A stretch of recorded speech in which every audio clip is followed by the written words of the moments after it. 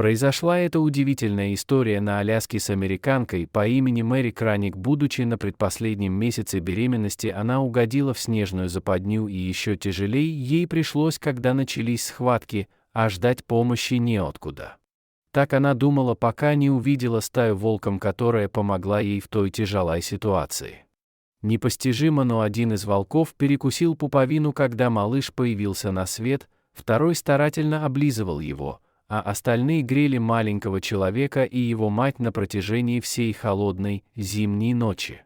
Мэри признала, если не забота той стаи, ее ребенок просто не выжил бы. Волки были с ней до тех пор, пока не подоспела помощь. На вопрос медиков о том, как она оказалась среди снежной лавины, Краник пояснила. Возвращаясь домой, она попала в сильную метель, машина съехала с шоссе и увязла в сугробе, на данный момент мужа рядом не было.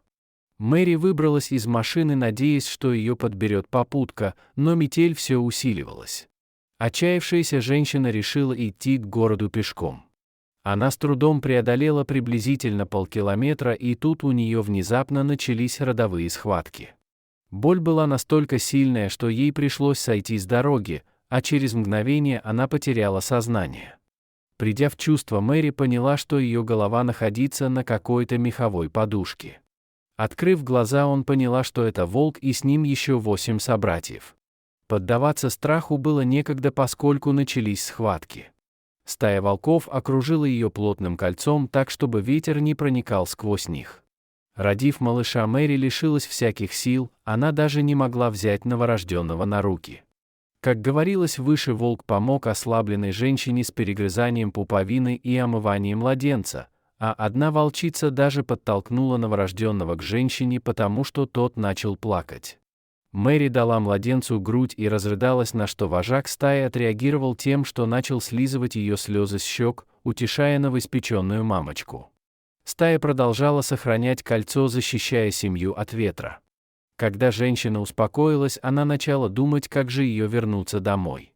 Идти обратно до своей машины было далеко, да и на ходьбу у нее просто не было сил. Спустя какое-то время неожиданно рядом раздались человеческие голоса, а затем и выстрелы. Волки разбежались, а Мэри увидела своих родственников. Они рассказали, что не могли дозвониться до нее и поэтому поехали навстречу. Увидев пустую машину на обочине, они прошли немного пешком и заметили стаю волков.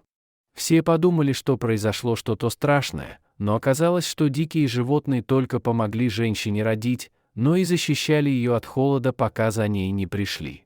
Женщина пообещала, что вернется, чтобы поблагодарить своих спасителей, но так и не нашла эту стаю.